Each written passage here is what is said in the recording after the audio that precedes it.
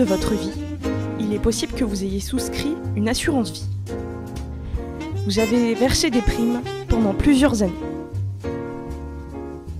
Mais aujourd'hui, vous voulez vous en séparer et donc récupérer les primes que vous avez souscrites.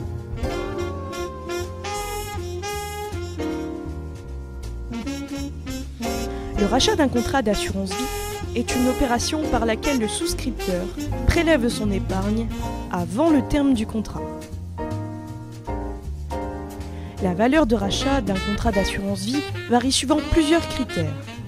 Les frais de l'assureur, le capital investi, les versements de l'épargnant, le produit du capital, les intérêts et le type de contrat. Il y a deux types de rachats possibles. Soit un rachat total, soit un rachat partiel. Le rachat partiel permet à l'assuré de percevoir une partie de la valeur acquise au contrat.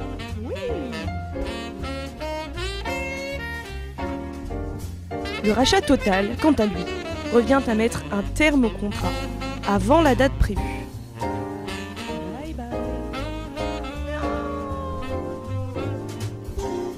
Le rachat d'un contrat d'assurance vie est soumis à une fiscalité.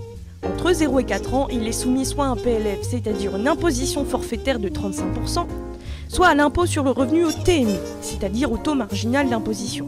C'est le souscripteur qui choisit, ainsi qu'aux prélèvements sociaux à 15,5%.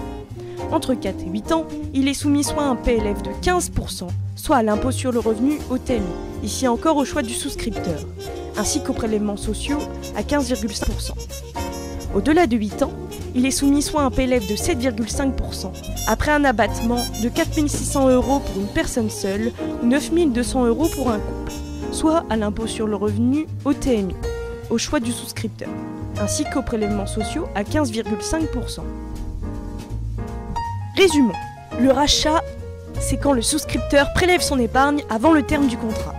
Il y a deux types de rachats possibles, soit le rachat total ou le rachat partiel.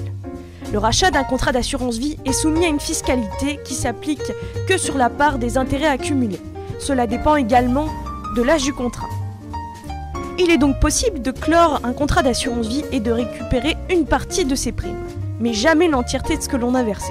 Alors, est-il bon de clore une assurance vie? Telle est la question.